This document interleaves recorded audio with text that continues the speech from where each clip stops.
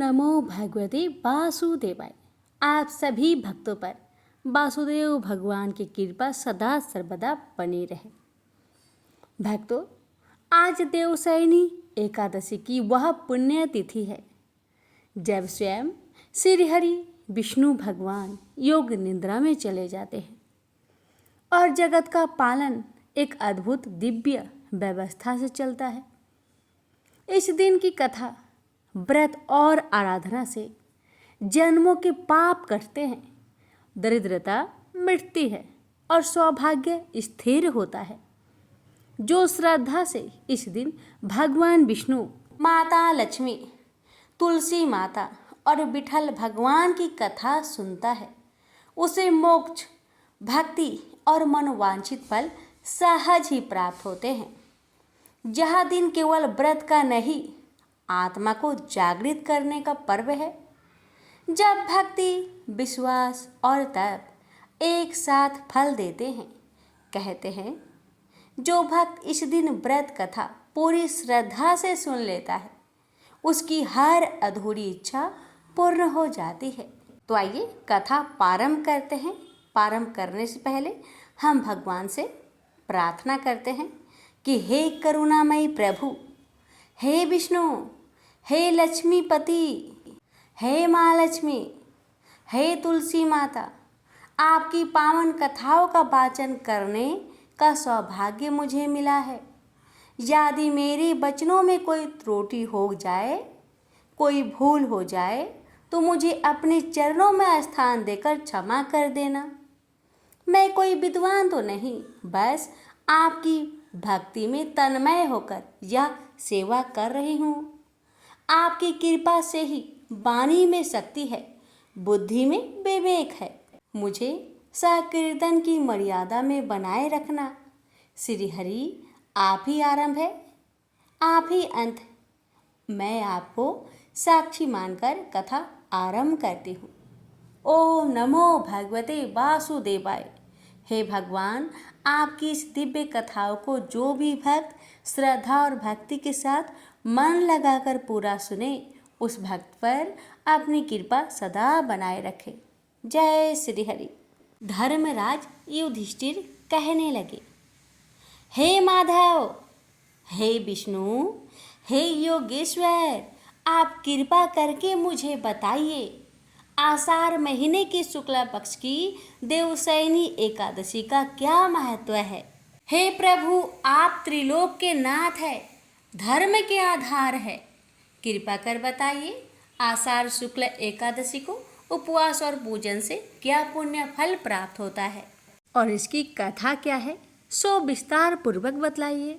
श्री कृष्ण कहने लगे कि हे युधिष्ठिर, जिस कथा को ब्रह्मा जी ने नारद जी से कहा था, वही मैं तुमसे कहता हूँ। एक समय नारद जी ने ब्रह्मा जी से यही प्रश्न किया था।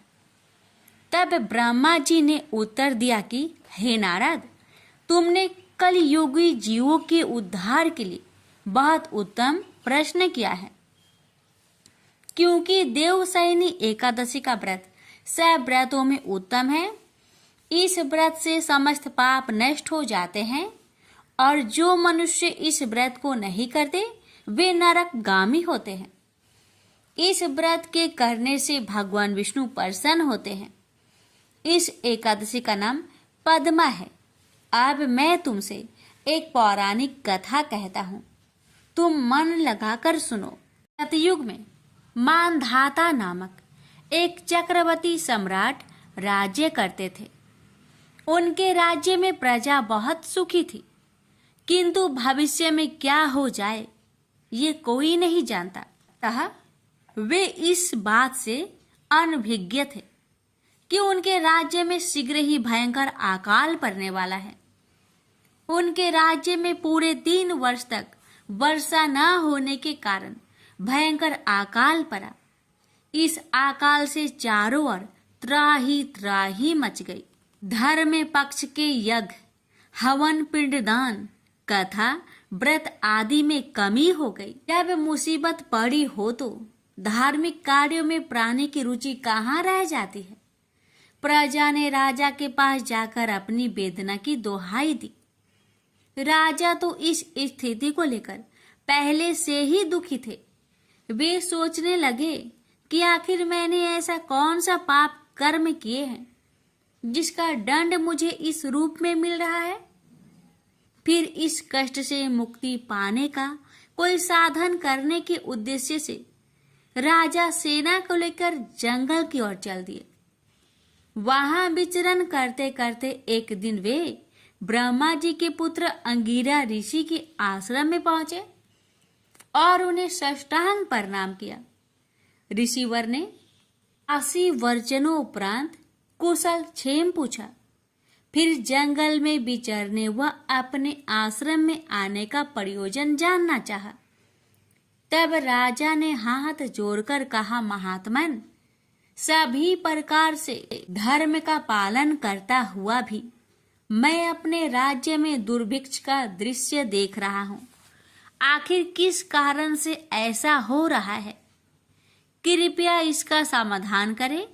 यह सुनकर महर्षि अंगिरा ने कहा, हे राजन, सब युगों से उत्तम यह सतयुग है। इसमें छोटे से पाप का भी बड़ा भयंकर दंड मिलता है। इसमें धर्म अपने चारों चरणों में व्याप्त रहता है। ब्राह्मण के अतिरिक्त किसी अन्य जाति को तप करने का अधिकार नहीं है, जबकि आपके राज्य में एक क्षुद्र तपस्या कर रहा है। यही कारण है कि आपके राज्य में वर्षा नहीं हो रही है। जब तक वह काल को प्राप्त न होगा तब तक यह दुर्भिक्ष शांत नहीं होगा। दुर्भिक्ष की शांति उसे मारने से ही संभव है। किंतु राजा का हृदय एक नर अपराध क्षुद्र तपस्वी का समन करने को तैयार नहीं हुआ। उन्होंने कहा, हे देव, मैं उस निरपराध को मार दूं, यह बात मेरा मन स्वीकार नहीं कर रहा है। कृपा करके आप कोई और उपाय बताए। महर्षि अंगिरा ने बताया, आषाढ़ माह के शुक्ला पक्ष की एकादशी का व्रत करें। इस व्रत के प्रभाव से अवश्य ही वर्षा होगी। राजा अपने राज्य की राजधानी लौट आए और चारों वर्णों सहित पद्मा एकादशी का विधि पूर्वक व्रत किया। व्रत के प्रभाव से उनके राज्य में मूसलाधार वर्षा हुई और पूरा राज्य धन्य धान्य से परिपूर्ण हो गया। ब्रह्मा वैवर्त पुराण में देवशयनी एकादशी के विशेष महात्म्य का वर्णन किया गया है।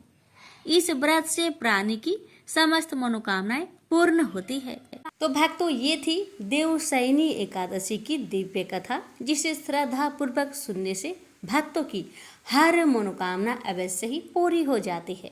अब आइए सुनते हैं देवशयनी एकादशी व्रत से जुड़ी वो संपूर्ण कथाएं जिन्हें आज के दिन सुनने से व्रत का पूर्ण फल प्राप्त होता है। ध्यान रहे, अधूरा कथा से व्रत का पूर्ण फल प्राप्त नहीं होता, इसलिए व्रत करने वाले भक्त कथा को पूरी श्रद्धा से पूरा अवश्य सुने। जय श्री हरि। एक राजा था, उसके राज्य में प्रजा सुखी थी। एकादशी को कोई भी अन्न नहीं बेचता था, सभी फलहार करते थे। एक बार भगवान विष्णु ने राजा की परीक्षा लेनी चाहिए। भगवान ने एक सुंदरी का रूप धारण किया तथा सड़क पर बैठ गए। तभी राजा उधर से निकला और सुंदरी को देख चकित रह गया।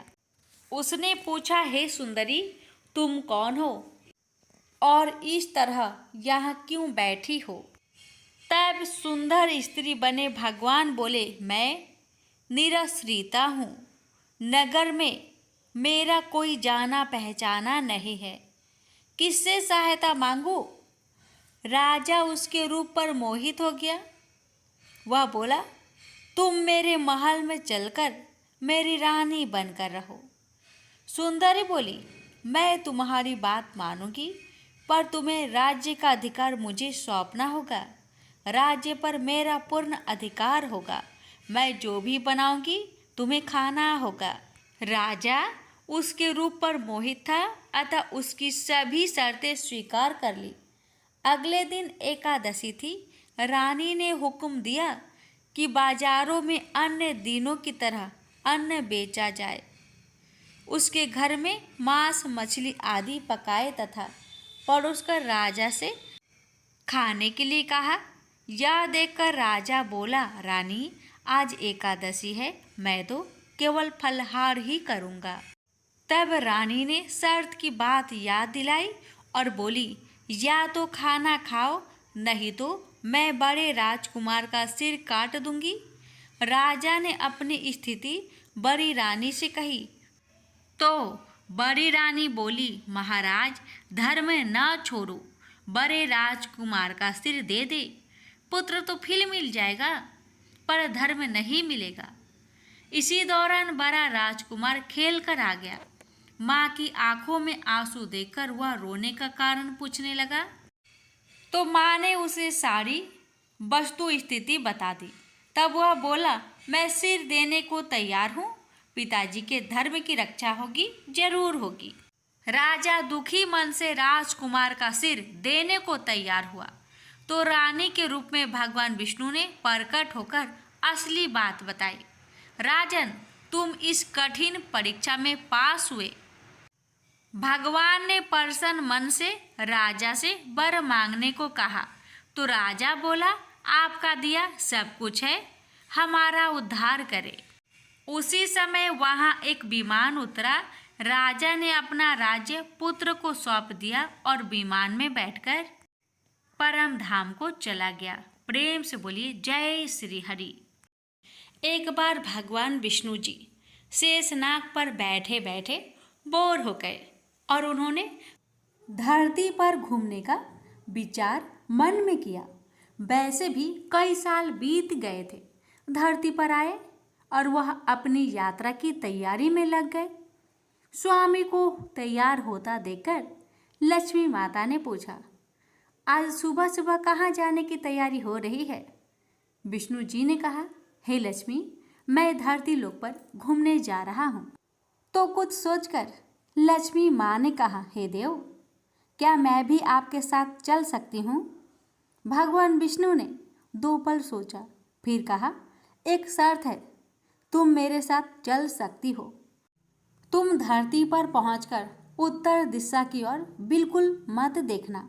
इसके साथ ही माता लक्ष्मी ने हाँ कह के अपनी मनवा ली और सुबह सुबह माँ लक्ष्मी और भगवान विष्णु धरती पर पहुंच गए।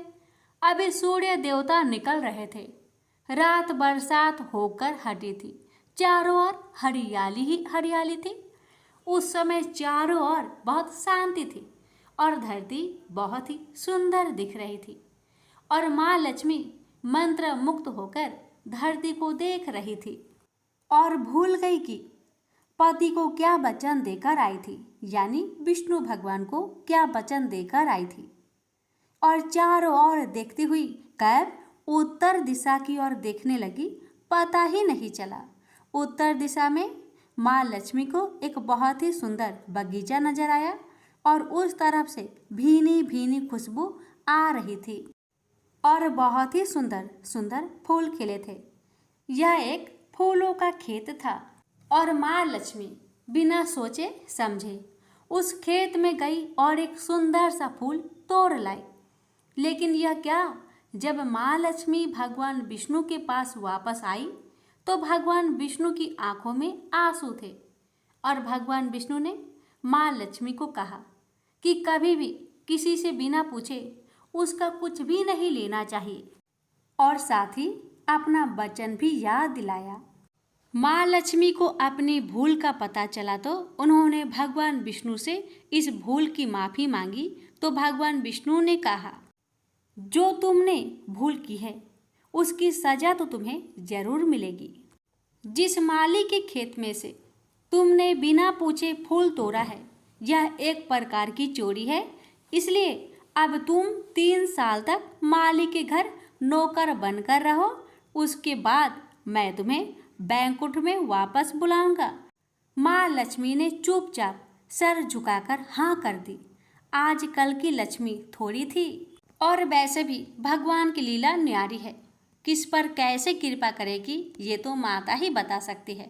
आगे होता ही ये, लक्ष्मी एक गरीब औरत का रूप धारण करके उस खेत के मालिक के घर गई। घर क्या, एक झोपड़ा था और मालिक का नाम माधव था। माधव की बीवी, 2 बेटे और 3 बेटियां थी। सभी उस छोटे से खेत में काम करके किसी तरह से गुजारा करते थे। माँ लक्ष्मी जब एक साधारण और गरीब औरत बनकर जब माधव के झोपड़े पर गई तो माधव ने पूछा, बहन तुम कौन हो और इस समय तुम्हें क्या चाहिए? तब माँ लक्ष्मी ने कहा, मैं एक गरीब औरत हूँ, मेरी देखभाल करने वाला कोई नहीं है। मैंने कई दिनों से खाना भी नहीं खाया, मुझे कोई काम दे दो, साथ में मैं तुम्हारे घर का काम भी कर दिया करूँगी। बस मुझे अपने घर में एक कोने में आसरा दे दो। माधव बहुत ही अच्छे दिल का मालिक था, उसे दया आ गई, लेकिन उसने कहा, बहन मैं तो बहुत गरीब हूँ, मेरी कमाई से मेरे घर का खर्च मुश्किल से चलता है, लेकिन अगर मेरी 3 की जगह 4 बेटियां होती तो भी मैंने गुजारा करना ही था। अगर तुम मेरी बेटी बनकर जैसा रूखा सूखा हम खाते हैं उसमें खुश रह सकती हो तो बेटी बनकर अंदर आ जाओ। माधव ने माँ लक्ष्मी को अपने झोपड़े में शरण दे दी और माँ लक्ष्मी 3 साल तक उस माधव के घर पर नौकरानी बनकर रही। जिस दिन माँ लक्ष्मी माधव के घर आई थी उससे दूसरे दिन ही माधव को इतनी आमदनी हुई, फूल बेचकर ही शाम को एक गाय खरीद ली। फिर धीरे धीरे माधव ने काफ़ी जमीन खरीद ली और सबने अच्छे अच्छे कपड़े भी बनवा लिए और फिर एक बड़ा पक्का घर भी बनवा लिया। बेटियों और बीबी ने गहने भी बनवा लिए और अब मकान भी बहुत बड़ा बनवा लिया था। माधव हमेशा सोचता था कि मुझे ये सब इस महिला के आने के बाद ही मिला है। इस बेटी के रूप में मेरी किस्मत आ गई है। मेरी और अब 2 से 5 साल बीत गए थे, लेकिन माँ लक्ष्मी अब भी घर में और खेत में काम करती थी। एक दिन माधव जब अपने खेतों से काम कर खत्म करके घर आया तो उसने अपने घर के सामने द्वार पर एक देवी स्वरूप गहनों से लदी एक औरत को देखा। ध्यान से देखकर पहचान लिया, अरे ये तो मेरी मुंह बोली चौथी बेटी यानी वही औरत है, और पहचान गया कि ये तो माँ लक्ष्मी है। अब तक माधव का पूरा परिवार बाहर आ गया था और सब हैरान होकर माँ लक्ष्मी को देख रहे थे। माधव बोला, हे माँ हमें माफ़ कर, हमने तेरे से अनजाने में ही घर और खेत में काम करवाया है। हे माँ ये कैसा अपराध हो गया, हे माँ हम सबको माफ़ कर दे। अब माँ लक्ष्मी मुस्कुराई और बोली, हे माधव तुम बहुत ही अच्छे और दयालु व्यक्ति हो। तुमने मुझे अपनी बेटी की तरह रखा है, अपने परिवार के सदस्यों की तरह से। इसके बदले मैं तुम्हें वरदान देती हूँ कि तुम्हारे पास कभी भी खुशियों की और धन की कमी नहीं रहेगी। तुम्हें सारे सुख मिलेंगे जिसके तुम हकदार हो। और फिर माँ अपने स्वामी के द्वारा भेजे रथ में बैठकर बैकुंठ चली गई। हे लक्ष्मी माता, हे विष्णु भगवान, आपकी लीला न्यारी है। जिस किसी पर आप कृपा करते हैं, कैसे करते हैं ये कोई नहीं जानता। हे माँ, हे भगवान, मैं आपसे प्रार्थना करती हूँ। हे लक्ष्मी नारायण भगवान जी, हे माँ लक्ष्मी, आपकी कथा कहने वाले, श्रद्धा भाव से इस कथा को सुनने वाले, आपके जय जयकार करने वाले सभी भक्तों की हर कष्ट को दूर करना, घर में सदा अन्न धन का भंडार भरे रखना, निरोगी काया देना, अपने भक्तों की हर मनोकामना को पूर्ण करना जिसमें आपके भक्तों का भला हो। तो प्रेम से बोलिए लक्ष्मीपति विष्णु भगवान जी की जय। विष्णु भक्त से निवेदन है इस कथा को एक शेयर अवश्य करें। प्राचीन समय की बात है। सतयुग में मुर नामक दानव रहता था। वह बड़ा ही अद्भुत, अत्यंत रौद्र तथा संपूर्ण देवताओं के लिए भयंकर था। उस काल रूपधारी दुरात्मा महासुर ने इंद्र को भी जीत लिया था। संपूर्ण देवता उससे परास्त होकर स्वर्ग से निकाले जा चुके थे और शंकित तथा भयभीत होकर पृथ्वी पर विचरा करते थे। एक दिन सब देवता महादेव जी के पास गए। वहां इंद्र ने भगवान शिव के आगे सारा हाल कह सुनाया। इंद्र बोले, महेश्वर, ये देवता स्वर्ग लोक से निकाले जाने के बाद पृथ्वी पर विचर रहे हैं। मनुष्यों के बीच रहना इन्हें शोभा नहीं देता। देव, कोई उपाय बतलाइए। देवता किसका सहारा ले? महादेव जी ने कहा, देवराज, जहाँ सबको शरण देने वाले, सबकी रक्षा में तत्पर रहने वाले जगत के स्वामी भगवान गरुड़ ध्वज विराजमान हैं, वहाँ जाओ। वे तुम लोगों की रक्षा करेंगे। महादेव जी की यह बात सुनकर परम बुद्धिमान देवराज इंद्र संपूर्ण देवताओं के साथ क्षीर सागर में गए, जहाँ भगवान गदाधर सो रहे थे। इंद्र ने हाथ जोड़कर उनकी स्तुति की। इंद्र बोले, देवेश्वर, आपको नमस्कार है। आप ही पति, आप ही मति, आप ही कर्ता और आप ही कारण हैं। आप ही सब लोगों के माता और आप ही इस जगत के पिता हैं। देवता और दानव दोनों ही आपकी वंदना करते हैं। पुंडरीकाक्ष, आप दैत्यों के शत्रु हैं। मधुसूदन, हम लोगों की रक्षा कीजिए। प्रभो जगन्नाथ, अत्यंत उग्र स्वभाव वाले महाबली मूर नामक दैत्य ने इन संपूर्ण देवताओं को जीतकर स्वर्ग से बाहर निकाल दिया है। भगवान देवेश्वर, शरणागत वत्सल देवता भयभीत होकर आपकी शरण में आए हैं। दानवों का विनाश करने वाले कमल नयन भक्त वत्सल देवेश्वर जनार्दन, हमारी रक्षा कीजिए, रक्षा कीजिए। भगवान शरण में आए हुए देवताओं की सहायता कीजिए। इंद्र की बात सुनकर भगवान विष्णु बोले, देवराज, यह दानव कैसा है, उसका रूप और बल कैसा है, तथा उस दुष्ट के रहने का स्थान कहाँ है? इंद्र बोले, देवेश्वर, पूर्व काल में ब्रह्मा जी के वंश में तालजंग नामक एक महान असुर उत्पन्न हुआ था, जो अत्यंत भयंकर था। उसका पुत्र मूर दानव के नाम से विख्यात है। वह भी अत्यंत उत्कट, महापराक्रमी और देवताओं के लिए भयंकर है। चंद्रावती नाम से प्रसिद्ध एक नगरी है, उसी में स्थान बनाकर वह निवास करता है। उस दैत्य ने समस्त देवताओं को परास्त करके उन्हें स्वर्गलोक से बाहर कर दिया है। उसने एक दूसरे ही इंद्र को स्वर्ग के सिंहासन पर बैठाया है। अग्नि, चंद्रमा, सूर्य, वायु तथा वरुण भी उसने दूसरे ही बनाए हैं। जनार्दन, मैं सच्ची बात बता रहा हूँ, उसने सब कोई दूसरे ही कर लिए हैं। देवताओं को तो उसने उनके प्रत्येक स्थान से वंचित कर दिया है। इंद्र की यह बात सुनकर भगवान जनार्दन को बड़ा क्रोध आया। उन्होंने देवताओं को साथ लेकर चंद्रावती नगर में प्रवेश किया। भगवान गदाधर ने देखा कि दैत्यराज बारंबार गर्जना कर रहा है और उससे परास्त होकर संपूर्ण देवता दसों दिशाओं में भाग रहे हैं। अब वह दानव भगवान विष्णु को देखकर बोला, खड़ा रह, खड़ा रहा। उसकी यह ललकार सुनकर भगवान के नेत्र क्रोध से लाल हो गए। वे बोले, अरे दुराचारी दानव, मेरी इन भुजाओं को देख। यह कहकर श्री विष्णु ने अपने दिव्य बाणों से सामने आए हुए दुष्ट दानव को मारना आरंभ किया। दानव भय से विहल हो उठे। पांडुनंदन, तत्पश्चात श्री विष्णु ने दैत्य सेना पर चक्र का प्रहार किया। उससे छिन्न भिन्न होकर सैकड़ों योद्धा मौत के मुख में चले गए।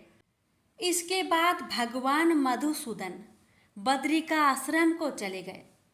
वहाँ सिंहावती नाम की गुफा थी। जो 12 योजन लंबी थी। उस गुफा में एक ही दरवाजा था। भगवान विष्णु उसी में सो गए। वह दानव मूर भगवान को मार डालने के उद्योग में उनके पीछे पीछे तो लगा ही था। अतः उसने भी उसी गुफा में प्रवेश किया। वहां भगवान को सोते देख उसे बड़ा हर्ष हुआ। उसने सोचा, यह दानों को भय देने वाला देवता है, अतः निसंदेह इसे मार डालूंगा। दानव के इस प्रकार विचार करते ही भगवान विष्णु के शरीर से एक कन्या प्रकट हुई, जो बड़ी ही रूपवती, सौभाग्यशालिनी तथा दिव्य अस्त्र शस्त्रों से सुसज्जित थी। वह भगवान के तेज के अंश से उत्पन्न हुई थी।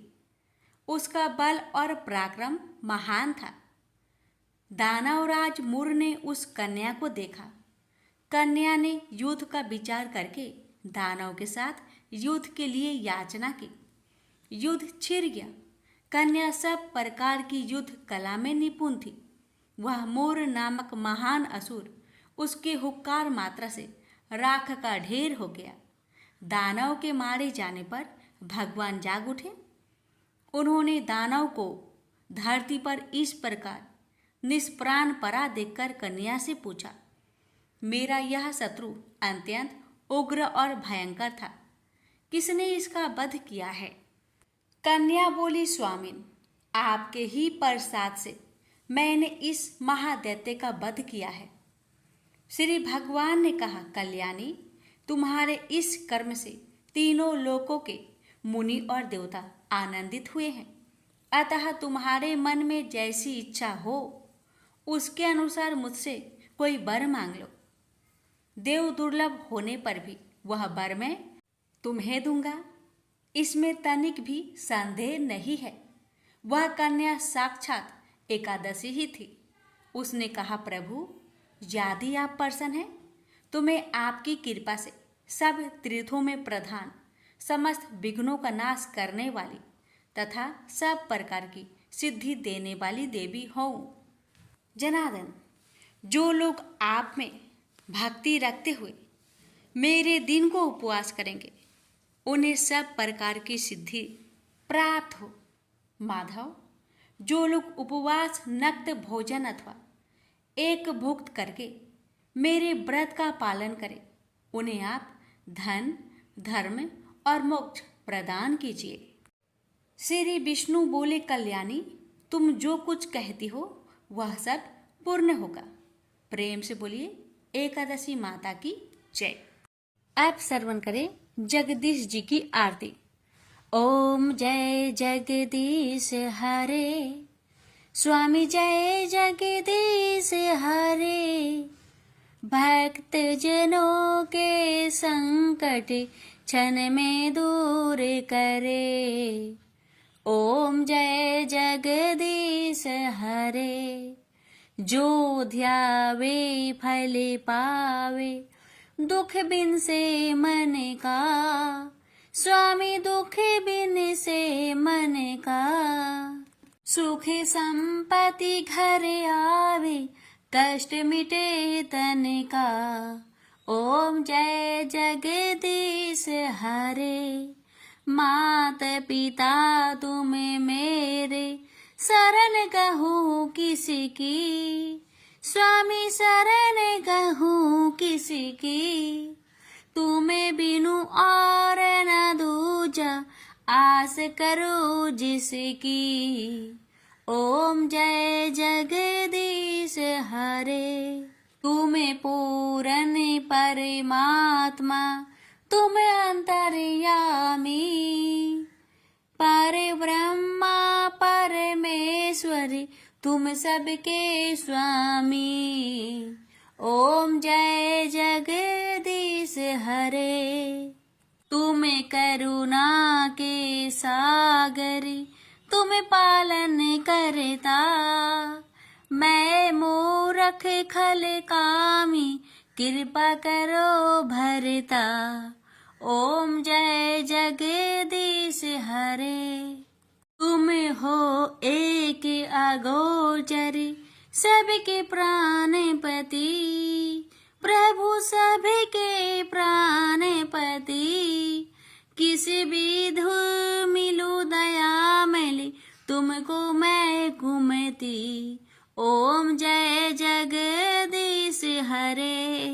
इन बंधु दुख हरता तुम ठाकुर मेरे, प्रभु तुम ठाकुर मेरे। अपने हाथ उठाओ द्वार पर तेरे, ओम जय जगदीश हरे। विषय विकार मिटाओ पाप हरो देवा, श्रद्धा भक्ति बढ़ाओ संतन की सेवा, ओम जय जगदीश हरे। तन मन धन और संपत्ति सब कुछ है तेरा, प्रभु सब कुछ है तेरा। तेरा तुझको अर्पण क्या लागे मेरा, ओम जय जगदीश हरे। जगदीश्वर जी की आरती जो कोई नर गावे, कहत शिवानंद स्वामी मनोवांछित फल पावे, ओम जय जगदीश हरे। प्रेम से बोलिए विष्णु भगवान की जय। अब श्रवण करते हैं एकादशी माता की आरती। ओम जय एकादशी, जय एकादशी, जय एकादशी माता। विष्णु पूजा व्रत को धारण कर शक्ति मुक्ति पाता। ओम जय एकादशी माता, तेरे नाम गिनाऊं देवी भक्ति प्रदान करने। गण गौरव की देनी माता शास्त्रों में बरनी। ओम जय एकादशी माता, मार्गशीर्ष के कृष्णा पक्ष की उत्पन्न विश्वातारिणी जन्मी, शुक्ल पक्ष में हुई मोक्षदा मुक्ति दाता बनाई। ओम जय एकादशी माता, पौष के कृष्णा पक्ष की सफला नामक है, शुक्ल पक्ष में होए पुत्र दा आनंद अधिक रहे। ओम जय एकादशी माता, नाम सटटिला माघ मास में कृष्ण पक्ष आवे, शुक्ल पक्ष में जया कहावे विजय सदा पावे। ओम जय एकादशी माता, विजया फाल्गुन कृष्ण पक्ष में शुक्ल आमल की, पाप मोचनी कृष्ण पक्ष में चैत्र महाबली की। ओम जय एकादशी माता, चैत्र शुक्ल में नाम कामदा धन देने वाली, नाम बरुथनी कृष्ण पक्ष में वैशाख महावाली। ओम जय एकादशी माता, शुक्ल पक्ष में होई मोहिनी अपरा ज्येष्ठ कृष्ण पक्षी, नाम निर्जला सब सुख करने कृष्ण पक्ष रखी। ओम जय एकादशी माता, योगिनी नाम आषाढ़ में जानो कृष्ण पक्ष करनी, देव सैनी नाम कहायो शुक्ल पक्ष धरनी। ओम जय एकादशी माता, कामिका श्रावण मास में आवे कृष्ण पक्ष कहिए, श्रावण शुक्ल होए पवित्र आनंद से रहिए, सावन शुक्ल होए पवित्र आनंद से रहिए। ओम जय एकादशी माता, जा भाद्रपदे कृष्ण पक्ष की परिवर्तनी शुक्ला, इंद्र आश्विन कृष्ण पक्ष में व्रत से भाव सागर निकला। ओम जय एकादशी माता, पापंकुशा है शुक्ला पक्ष में आप हरण हारी, रमा मास कार्तिक में आवे सुखदायक भारी। ओम जय एकादशी माता, देवोत्थानी शुक्ला पक्ष की दुख ना सके मैया, देवोत्थाने शुक्ल पक्ष की दुख ना सके मैया, पावन मास में करूँ विनती पार करो नैया, पावन मास में करूँ विनती पार करो नैया। ओम जय एकादशी माता, परमा कृष्ण पक्ष में होती जन मंगल करनी, परमा कृष्ण पक्ष में होती जन मंगल करनी, शुक्ल मास में होए पद्मिनी दुख दरिद्र हरनी, शुक्ल मास में होए पद्मिनी दुख दरिद्र हरनी। ओम जय एकादशी माता, जो कोई आरती एकादशी की भक्ति सहित गावे, जो कोई आरती एकादशी की भक्ति सहित गावे, जन गुरुदिता स्वर्ग कबासा निश्चय वह पावे, जन गुरुदिता स्वर्ग कबासा निश्चय वह पावे। ओम जय एकादशी माता, जय एकादशी माता, प्रेम से बोलिए एकादशी माता की जय।